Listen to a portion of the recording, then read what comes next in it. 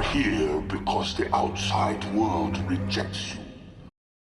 Hey, what's up, everyone? Welcome to another podcast. We're going to be covering the latest that we've covered so far issue of the Ninja Turtles comics. This is the main line that's currently going on right now. That just got relaunched, actually. That's why they're only on issue number 4. And that's the issue we're going to be covering today. It has to do with Donatello. By the way, this is my co-host, Stacy Jones. How you doing today? Good. Happy New Year. Yes. Happy New Year's. And for the New Year's, we did start a second channel, by the way. The Old Media Den, which we'll leave a link down below. Yeah. If you guys want to go check out. We talk about pretty much kind of like Old Turtle Den, but everything outside of Turtles. So anything that's like we're kind of into. So like WWE. Yeah, we're kind of into wrestling right now. But we're also into a bunch of other stuff. Star Trek, Marvel, DC, all that stuff. So we'll be covering that on that channel. And yeah, it just seems like a bunch of like big brands are like doing a bunch of new stuff. Like DC starting their new movie universe, and you know, Superman. Yeah, like WWE is now going on a Netflix. So there's a lot of like new stuff happening. So we were like, we like that stuff too. This seems like a good time to like start a second channel for us, because we're kind of, you know, doing more behind the scenes stuff here at the Turtle Den together. So we have some extra stuff we wanted to talk about, so go check that out. But here today we're going to be talking about this Donatello issue number 4. Just overall, what'd you think? Did you kind of like it more or less than the others, that 1, 2, and 3? Like the rest of them, I like the issue. It kind of just fit in line, right? This is kind of, I kind of felt it was going to be like this from the previews that we saw, and it played out exactly as I thought it would have. So wasn't disappointing. No. I'm still kind of, you can tell they're building up to something. I'm still just curious to see what that is and how they're gonna tackle that. Let's go ahead and just do a quick recap of issues 1, 2, and 3 in case there's any new viewers just jumping on right now. This will be really quick, and then we'll jump into issue number 4 and break that all down. So let's go dive on into the breakdown or the recap. Okay, so issue 1 revolved around Raphael. He was in prison. This is where the relaunch started. This was issue number 1. And we saw that ninjas came after him and that he believed to be foot soldiers because of the way they fought. And this is weird because at the end of the last arc, before this relaunch began, they had a truce. They were not supposed to be attacking the turtles. So after this attack, he escapes from prison to go warn his brothers because they've been separated by this point in the story. So he's going to go pretty much get the band back together and warn them that the Foot Clan is now after them again. Then issue 2, we saw that Michelangelo was in Japan and he had become a famous television star, movie star, or something like that. And just like Raphael, the foot soldiers came after him as well. But luckily, Raphael shows up to help him at the end of that book. And that led us into issue number 3. So issue number 3 is about Leonardo. That's right. He was in India. He was doing like some kind of like soul searching. Yeah, something with some turtles, the mud turtles. That's These right. Mud turtles. Yeah, or soft shell turtles. Yeah. He was also attacked by the Foot Clan. They ended up finding him in India. Yes. And then he uses the Foot Clan's helicopter after he beats them up to see where the next target was. Yeah. And so that's where he goes. He gets in it. He goes off and he finds Michelangelo in Japan with Raphael. Yeah. Just as he was showing up. So they all kind of meet up there. Yep. That's where we left off. So this is where we're going to be picking up now in this new issue 4. Let's go ahead and dive on into that. All right, so issue 4 is titled Return to New York Part 4, Grit and a Stick. So obviously having to do with Donatello. This one was released November 27th, 2024. And the writer on it is the new head writer in charge, Jason Aaron, with art by Chris Burnham. So, which they're doing a perfect job. This was my favorite art yeah. style out of the relaunch, because Yeah. each book had a different artist. Mm-hmm. This one's my favorite out of the art style. Yeah. It just looks gritty, and the grit with the stick explains the issue perfectly. Mm-hmm. Opening scene. Issue 4 kicks off with Donatello walking. He's kind of in the middle of nowhere. Mm-hmm. It looks like he's a little bit outside of New York. Yeah. But there's like no like big buildings. He's in a rural part of the state. He went to the farm. Oh, that's right. Yes. He went to the farm and he kind of... That's where, was in Northampton. Yeah. And it looks like he's heading back to New York, but walking. Mm-hmm. Now, if you look at him in this part of the story, he looks not good. He looks run down. Yeah. At first I thought it was just like this art style, like they were drawing them really lanky, but no, he's actually kind of like malnourished or something's off. Yeah. He says that all of his time traveling, because at the end of the last arc, before they relaunched it, you remember, they were doing a lot of time traveling, or he did. He did so much that it kind of like melted his mind pretty much, and he was warned that could be a thing that could happen, and which it did. And it did. And now he says he feels off. Yeah. He says off kilter or something like that. He also indicates that his whole body aches and that he's withering away. Mm-hmm. So, and he also says he doesn't know who to turn to because him and his brothers have grown apart. And he specifically says because of that thing that happened that nobody wants to talk about, which I'm not sure what he's talking about. What's here. he referring to? Because the last arc, there wasn't really anything that happened between them like that. I think they're going to show something. Because they seemed fine when he returned. They were like hugging because he had been gone for so long, time traveling, at least to them. Yeah. And when they finally reunited, they were all like hugging and crying. So they seemed like they were good. Mm-hmm. Something happened. Yeah, I think they're probably going to show us what in the next following issue or so, what happened. Yeah, because what he's talking about. Right. So definitely a setup there for the future. So he says that they've all gone their separate ways and that he's still searching for his way. Mm-hmm. Everybody else kind of doing their own thing. At this point, Michelangelo's a famous movie star, like we said. Leo's kind of like just traveling the world, and for all Donatello knows, Raphael is like on the West Coast. Yeah. So he just doesn't know, his direction, what to do. Yep.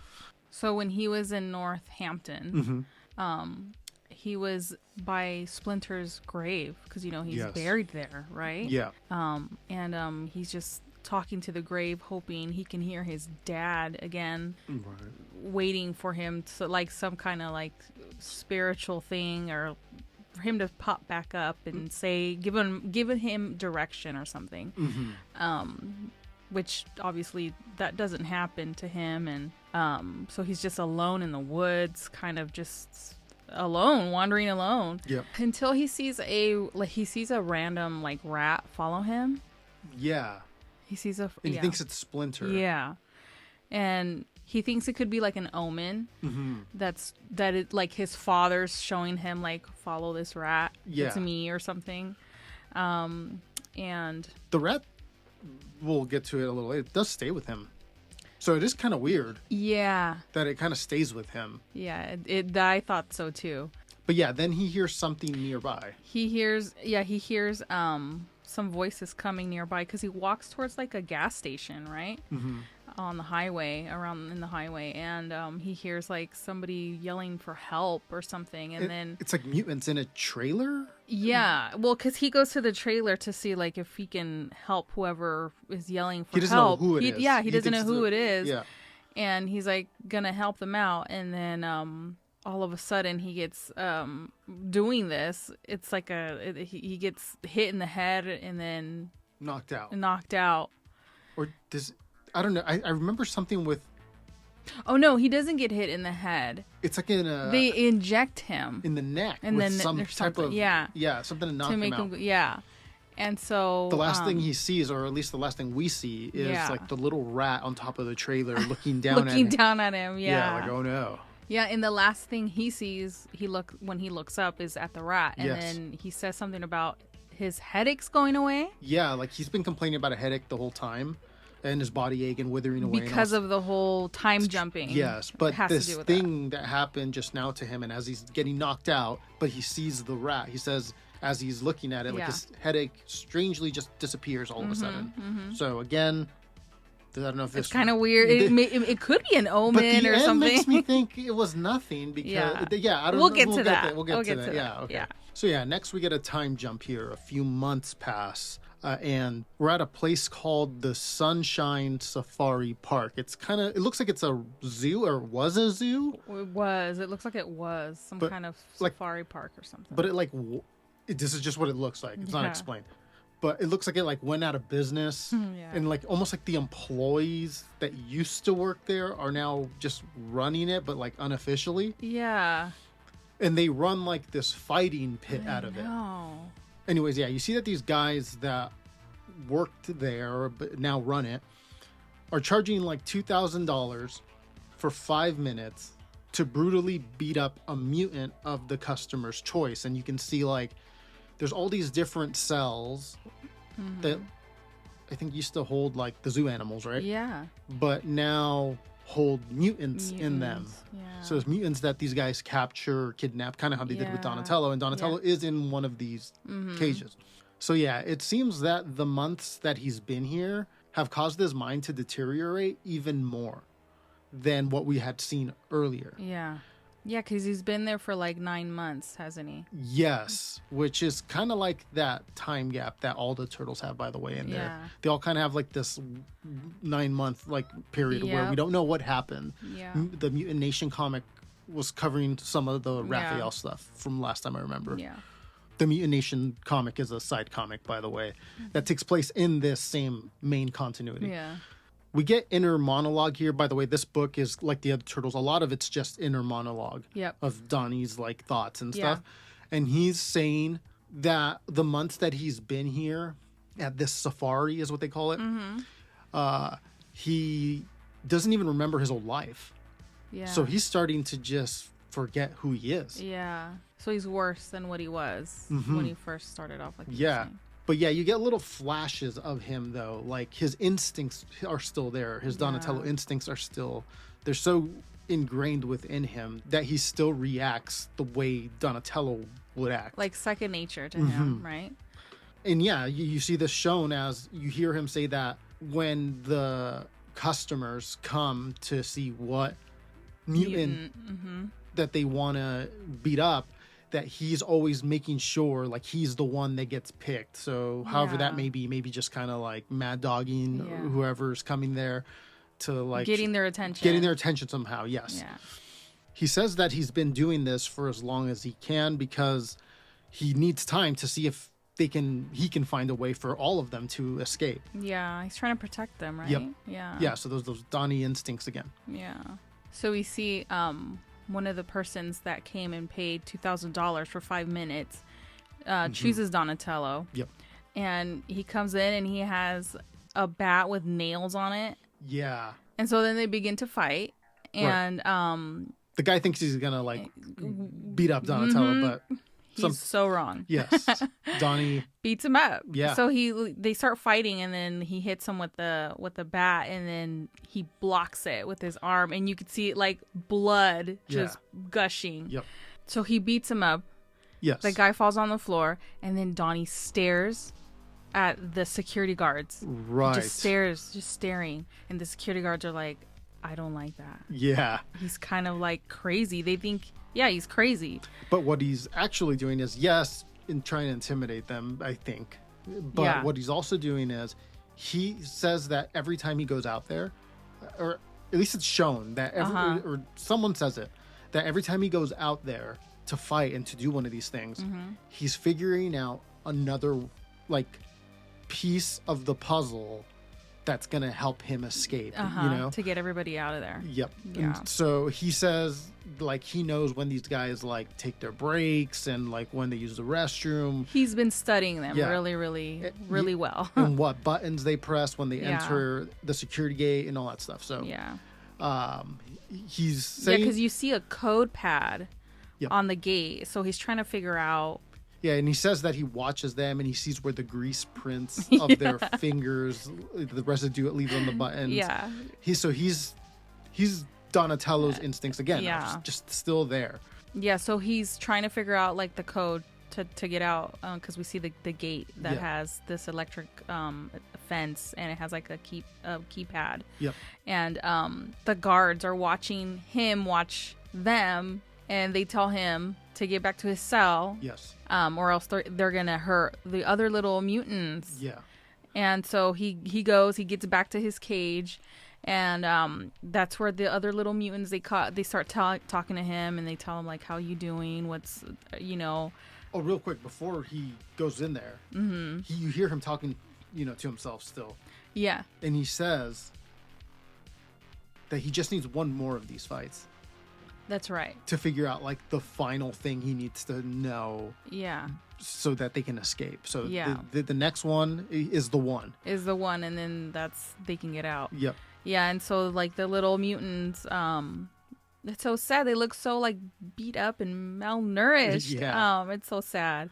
They start to talk to him and asking him like how's he doing, and he's just like, don't worry, the next one's it, And they start asking him if he's okay. If he's okay, yeah, and he's like, yeah, I'm good, And then you see that he's talking to the rat, to the little rat that he thinks is Splinter. Yes. So and he's calling it Splinter, and he likes to talk to the rat and calling him Splinter. Which does stay with him. Yeah, which does stay with him. And it's kind of like a comforting thing to him because he even says, he reminds me of who I am. I'm Donatello. My name is Donatello. So it's starting to come back to him. Yeah. And so every time he's talking to the rat, that's like the part where he remembers. And the look on his face is so sad. Yeah. Like, I'm just like, oh my God. Like, this poor dude, he's been through so much. His mind's been like warped, and then you see him back like where he's like kind of crazy. He looks back at the rat crawling on his shoulder, and he's kind of like, no, I think one of the other mutants says something, and then he goes from like a crazy look to like a scrunched up upset look. Yeah, he said, yeah, because we're worried for you, and he's just like, I'm gonna put that picture up. I thought that part was funny. Yeah. But yeah, he again reiterates here, one more fight. Yeah. And they're getting out. Yeah. So it's the next day. Yeah. And Donatello thinks it's going to be like the same old routine, right? Yeah. Another customer, another fight. Nope. This is not the case. It's the same dude. Well, it's the same dude, but not only that, he's plus back with everybody else. All the other customers, that Donatello's already beat up. And there was a comic, like it was like a prequel comic that came out before this new story started here, the relaunch. And in that, it showed a little like preview of Donatello here in this safari. And one of the people he fights in that is there in that group, in that mob that's trying to get him now in the morning. Okay. And so, there's this big mob. Now it seems like they've all, like the security guard has allowed for like everybody to pay to just kill him now, because this isn't going to be a fight no more. They're going to kill him because they've all been beat up by him, and they don't like that. Badly, yeah. It seems like, because you see them all like with bandages. You see a lady with a rolling pin. Oh, yes. Ready to clobber him on the head. It's like all the townsfolk are there to get Donatello. So not only is Donatello trying to figure out how to escape, because this is the day, right? This is the day he was supposed to learn, or figure out the last piece of the puzzle to get out. And so not only is it that day, but now he has to go through all of this to get to the escape. Out. Yeah. So Donnie's like, well, this is what I've been building up to, so whatever. And he just kind of rushes into the mob, and they all start beating the crap out of him. But then as he's getting beat up, he snaps. Yeah. He like starts raging out. After he knocks them all down, he makes a beeline towards the gate where the pad is. And he unlocks it fast. Because he says there was only so many possibilities it could have been from, because he's been watching them. Yeah. And so it only takes him a few times or whatever. And he breaks out. You could see that the people, the security guys that are running this whole deal, their office is right outside of that gate. And they're going to attack him also to stop him, but they get beat up by Donatello. Yeah. So he gets into their office. Yeah. He gets on the computer, and he tries to figure out the code to unlock all the pins where the all the other little mutants are at. Which that part, I felt, because he's trying to figure out, like, well, he says that he's been studying these guys for so long that he knows their kids' names and, like, all their birthdays. The food that they eat, what time they eat, and what because time they go. Because he knew this information, he figured out the password to their computer. Yeah. And then, but then the guys that were there to hurt him, to kill him. Yeah. They start rushing the mob. They start to come in, and then but there's like this water pressure. It's like a water cannon. A water cannon. That the security guys would use to control the mutants. Yeah. Yeah. To like. That's so sad. Yeah. And so you see that he's just like typing away, and he's like, I just need a minute, and he throws a wrench at that. And it hits the water cannon. And it hits the water cannon, and so then the guys that are coming get blasted back, and they get blasted back onto the cage that is electric. Yes. So they're like frying. Yeah, water, electricity. Not a good combo. Not a good, yeah. He finally unlocks the main facility doors. So they're free. They're home free. He opens the gate. Yep. The doors open, and then he sees it's the Foot Clan. Yeah, right outside the doors. So they happen to just be showing up as they came at this moment, crucial moment, and they're not connected with this whole what's happening with the ring or anything like that. You could tell that they just tracked Donnie down somehow. And they found that he was here, and so they're here to get him. Get him like they were there to try to get the other turtles. Yeah, exactly. But obviously did not succeed. You can see more examples here of Donnie's like memory loss, as he doesn't know who they are, but he kind of does. Yeah. And then you see that it all starts coming back to him. But before he's able to do anything, they just immediately start indiscriminately throwing ninja stars in his direction. Yeah. They don't care if they hit any of the people there. And so Donatello now has to start saving the people captors. That came to kill him. Yeah, the captors and the people that came to kill him. Yeah, he's trying to protect them now.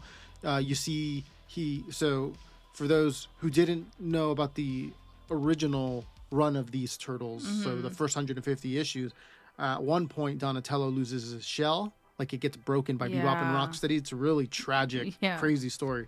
And Donatello would then have an artificial shell, a metal shell. Yeah, for I don't know what it was made out of. It was some type of hard material. I think that Fugitoid helps them like acquire. That, But after that, he had that artificial shell, and here you see it, him use it because he turns his back, and all the ninja stars are hitting it. Just ding off. Yeah, because it's such a strong material. And but some of the stars do get him because you see he's all bloodied up, which that's another thing I like. I love how they're just adding all this, the blood and everything to the comics. I love that. Me too. Anyway, so you see that some of it, he gets cut up by the ninja stars. And it's this like act of selflessness here. Yeah. He says that now he's starting to really remember who he is. He says that he's one of the sons of Clan Hamato. Yeah. Which that's who they always are. That's who they are, like even in their past lives. So. Yeah. And that he's also the man that Splinter raised. So which that he's grown up now. I know. He's like, I don't even know if they're still teenagers. I don't think so. Do you think, how old are they? Let us know in the comments, how old are the IDW I'm turtles? speculating that they're probably I think they're like 18, in their 20s. Real okay, I'm thinking like 18, 19. Because they still have Teenage Mutant Ninja. They can still in the title. So I don't know. They could be. I mean, you could always say they're teenagers forever because they died as teenagers. A sad spoiler. Sorry. No, it's not. And when they were in the original. It's what I mean? Yeah, it's like, well, it's been out. We've covered it. Yeah. It's fine. Yes. I guess you're right. So that is they could always say that they're teenagers. They're teenagers because that's how their souls are like teenagers because they died in feudal Japan, and so you can always say that they're always teenagers. That's even though they age, but their souls are still. That's a great point. I think I don't know. So yeah, he remembers who he is, and this causes him to like now he's gonna beat the Foot Clan's asses. Like he grabs a handle off of like this nearby cart. And when he breaks it off, it looks like his bow staff. Yeah. And so now he has the weapon he loves, and he just starts whooping on these guys. Yeah. And he's fighting, and he's just like, no matter the odds, he's always gonna fight. I love it. I love this. It's so exciting. And you see him just beat the crap out of the Foot Clan. They're just falling. Although he is getting kind of cut and all that, but he's kind of going crazy. What the thing about this run that's going to be interesting, from a lot of other runs of Turtles, is the fact that these are Turtles with history. Yeah. Which is different than any other, like, well, I guess you could say the Mirage Turtles. They went on, and then Volume 4, they're older. Yeah. Yeah, so I guess you could say that's kind of like the only other example. Yeah. And this one, it has been so consistent for so long, and there's so many issues that just interconnect. Yeah. And all those stories are canon. Yeah. And so it's like this Donnie has been through so much. And I like his arc, how, because you see him always in the other, like in the before they started this new relaunch, you kind of see him like he's the tech dude, and he's the one that does this, and he's in the background. Not so much, but sometimes. And I like how they made him badass in this one, like in his little story here. Well, again, it's because he's been through so much, and every turtle's gonna be like this. Every turtle's like the turtle you know and love, but with like this history of like dark events that have happened to them that make it heavy. Especially this is heavy. Like this is like this is illegal.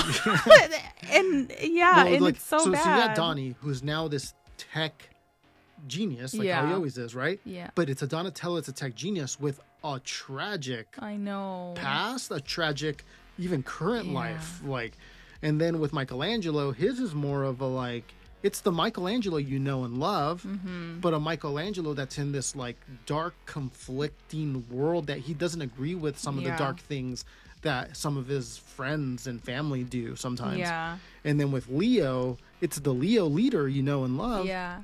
But he's like at this now point, he's missing direction. I feel. Well, no, I think now he's like becoming like he's gonna become a master. Yeah. You know what I mean? You're getting Master Leo here. Yeah. And then with Raph, I haven't seen them go. He's not a little too Raph yet. Does that make sense? Yeah. Like I feel like his still something could happen there. Yeah. Something big needs to happen with Raph. Yeah. That I feel like the rest of the turtles have kind of had that in this continuity. Raph has not. And maybe he has. Maybe you guys let us know in the comments. Maybe something happened in that one issue that you're talking about earlier. That in between, what happens? I'm not sure, but what I'm thinking about, like something in the main timeline, like in the main. Not that's not part of the timeline, but like the main title. Yeah. Like nothing really huge has happened to him in the main title. Yeah. And that'd be interesting to see something like that. Because with Donnie, I think of him dying. Or almost dying. Yeah. To Bebop and Rocksteady shattering him, right? Mm-hmm. With Leo, I think when he joined the Shredder and became Dark Leo. Like that effed with his mind for a long time, if you remember those early issues. Yeah. And then with Mikey, it was when his father became in charge of the Foot Clan and had to kill for retaliation. Yeah. Like Splinter would have to make these like orders, like these dark orders that he said he had to because I forget what the reasoning is. But yeah, Mikey has to like be like, I'm not cool with that. Yeah, he was never okay with it. Yeah. And you see that he even in the original before the relaunch. It's this continuity, but the last run. Yeah, you see that he has a issue with that, and that's why he's always like leaving. He's never there. But yeah, I guess what I'm trying to say is like nothing pops out to me like something like that to happen to Raphael. I only think of those three, and then I'm like, well, I think they should do something here with him anyways. Yeah. So yeah, that's my spiel for that. Yeah. You cut outside, right? Yeah. And you see the mutants that he was trying to help are like they're, all escaping. They're running away. They're running away. Yeah, Yeah, they're free. They're free. But then you see his brothers. They roll up on a private jet. You could Yeah. see Michelangelo's face on the jet. It's because he's famous in Japan, and so he apparently has his own jet, and that's how they get here. Yeah, they get there and they're ready to fight. They're like, yeah, let's go. And they go in pumped up. Yep, and they see that the choppers are there from the Foot Clan, so they're ready to go in, and they're like, oh my god, they're already here. Donnie's in trouble, might be even dead. And so they get in, and they're ready to fight, and then they see that Donnie's gone berserk. Yeah, he's just kind of like... done. The foot soldiers are all knocked out. Yeah. And Donnie's just kind of looking kind of crazy standing over them. He looks crazy. Yeah. He even has the dead rat on him with the ninja star stuck in its So the little head. rat, again, the little rat that was... So this is the part we're talking about at the beginning where we're just like, oh, okay, let's talk about it at the end. Like, so how... That random rat was just coincidentally following him. Yeah. Maybe it was like... I guess you could say Splinter did send that little rat so he can kind of remember who he was, so then he can use his skills as a ninja to help all these little remember he said mutants. His headache went away when he saw the rat. But then at the end here, the rat's just dead on his shoulder, which you're right, is hilarious because he doesn't know it's dead. Yeah. And he looks at the turtles and goes, look, it's Splinter. Splinter, he's back from the dead. But no, he's not. Yeah, so that was funny. And the look on the face of his brothers are like, what is up with this? Yeah. Like, what's going on? What's wrong with Donnie? But it's one of the best, I think, frames from the whole book. Yeah. It's kind of comical, like the way they drew them, and I like it. It's kind of funny. Me too. In this such heavy comic issue, because all that's kind of dark. That's kind of sad. But. At the end here, there was some lighthearted. Yeah, they added a little bit of like, humor with just drawing them, the expression on Raph's face, Leo and Mikey's face. Yeah. I like how they look. Yeah, me too. I thought this was... Especially Donnie, how he looks like a crazy man, just with his eyes, his beady eyes, just... Yeah, again, this is going to be an interesting take. Yeah. And pretty much this is where, like, we're done with the turtles. Like, there's a little part here at the end, but like you see Donatello, then like he goes from looking kind of like like you were saying, like kind of crazy, to getting. Then he gets serious, and he goes, "So the Foot Clan's after us again, and trying to get us. All right, just like old times, I guess. Yeah, and that's kind of where you leave off with them. And then we cut to New York City. And I told you this guy was involved with something because you see that he's talking to a bunch of foot soldiers. Yes. And this is the DA Hale. Yeah. We saw him in issue 1 kill the new elected DA. His political opponent. Yeah. That was gonna like take his like position and he killed him or had him killed. He had him get pushed off of one of the bridges in New York, and then and so now you can see he's retained his position, or he won the position. I forgot. Anyways, and you can tell he's shady because he's doing this in like a closed like building, like office building, and he's got like a meeting there that he's doing with the Foot Clan, but there's no leaders of the Foot Clan there. It's just the soldiers. Yeah. So he calls these foot soldiers like a special task force. Yeah, they're his task force, he says. He says, I think he says that like this whole meeting is taking place because he says he wants to carve out like the mutant problem. Yeah. and that mutant problem has made the city soft, yeah, compared to when he was growing up in the city. Yeah. And then you see behind him that there's wanted posters, and it's the four turtles. The four turtles, yeah. It's Leonardo, Raphael, Michelangelo, and Donatello. Yeah.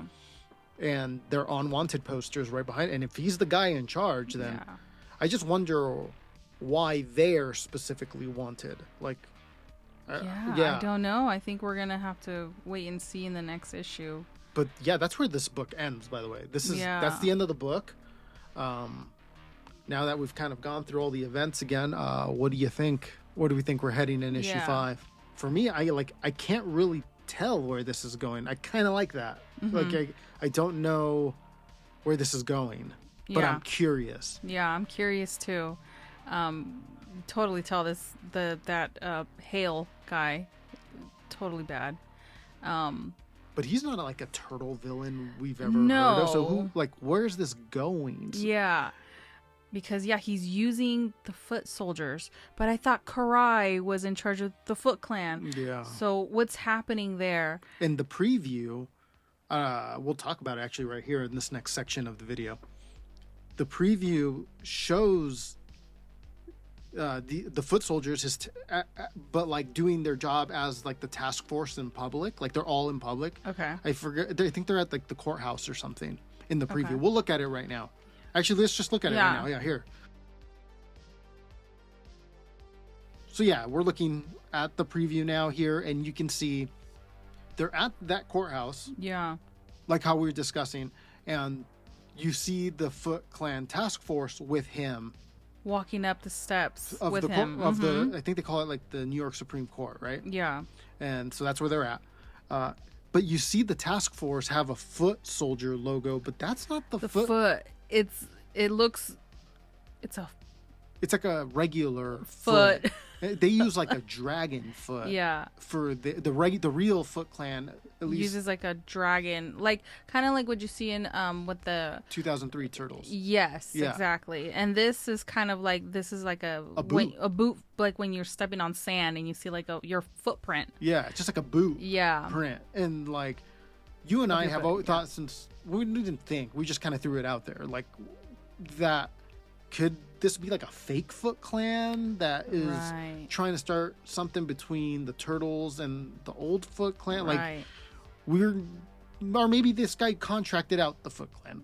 We still don't know. We don't know, right? Yeah. And I think that's gonna be like one of the parts where it's like, okay, now we see where this is going a little bit. Once we figure out what's going on with this thing. Anyways, let's keep looking at the preview here. I can't really make out the letters. This is from bleedingcool.com. They had the preview images here, but you can't really make out the letters too good here. Yeah. But you can see what's going on in the images. It seems like he was a young kid, like in school, and he was bullied, I guess. We got to go back. Okay. But yes, that is true. But you see him approaching the Supreme Court steps, right? Mm-hmm. And there's like a lot of commotion going on. The task force is kind of like protecting him, and then like things start getting wild as he's entering the building. But then we cut to a flashback. This is when him at school. Yeah. And you kind of see what made him this way, or at least what we think we're seeing. Yeah, because it looks like he grows up and that he says nobody ever paid attention to him. Yeah, he was kind of like bullied or like. And and that this kind of carried over into his adulthood, and you see that like his only shining light in his life was his parents. Yeah. Right. Yeah. That's kind of what we see. Yeah. And then one day, his parents are killed, and that the police say that it was a robbery gone wrong. Mm-hmm. But when you look at the images, it almost looks like an animal killed his parents. Or a mutant. So that's why he's so upset with like. That's kind of what I got. Them? That's kind of what I got. It doesn't say specifically that he. It doesn't say specifically that he thinks it was a mutant. That's just what I thought, because I was like, that they look like they got like scratched up the parents. Yeah, and the way he found his parents that's kind of tragic. Like, yep. you know, that kind of scarred him.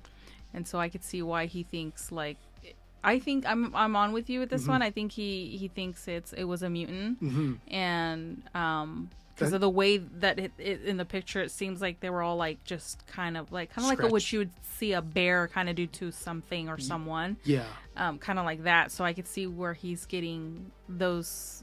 Yeah. You know, thinking that it's a mutant or something, and we'll see. But yeah, that's why maybe he doesn't like mutants. Maybe that's why he'd made this like the Foot Patrol. So we'll see. Yeah. We'll see. This is all speculation at this point. This is issue 5, by the way. I don't know if I said that. This is issue 5. This will be preview. issue 5. This will be the next. The cover shows. Well, some of the covers show. It's about Casey Jones. Casey Jones. So I'm excited to see Casey Jones. Yeah. So we'll see. That's it.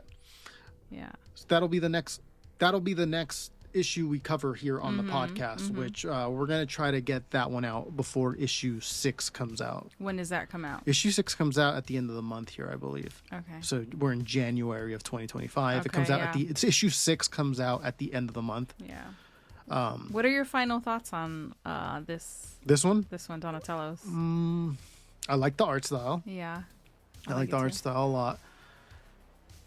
I think all of them, are about the same right now. Yeah. Where I'm just curious. Yeah. Yeah, I'm curious. I'm not at the part where I'm like, I don't think we're supposed to be at the part yet where we're like, you know, like that. We're not there yet. Yeah. It's slowly building up, and that's exactly what it's been. And it's got me curious, and I'm interested what's happening here. Yeah. I like mature takes on the Ninja Turtles. Me too. And I like this. I think they hit a good sweet spot with IDW where it's like mature, but it's not like crazy over the top gory. It's just kind of like ninjas and they're turtles. Like, I think that's missing a lot today. But these guys do it, I think, pretty good. Yeah. So I'm curious. I want to see where this goes. Me too. I so far I like all of their comic issues. Donatello's that's kind of dark. It's kind of sad, but I do like the art style, the way they drew him. Yeah. So I think it was good, and is there anything else we're missing? I don't think so. Let us know down below what you guys think is going on in the story, where this is all heading, and we're gonna wrap this up. Thank you for coming by. Yeah. We'll connect definitely for issue 5 review before issue 6. So expect that soon, guys. We'll see you all in a little bit with another video. Take care. Take care. Oh yeah, subscribe.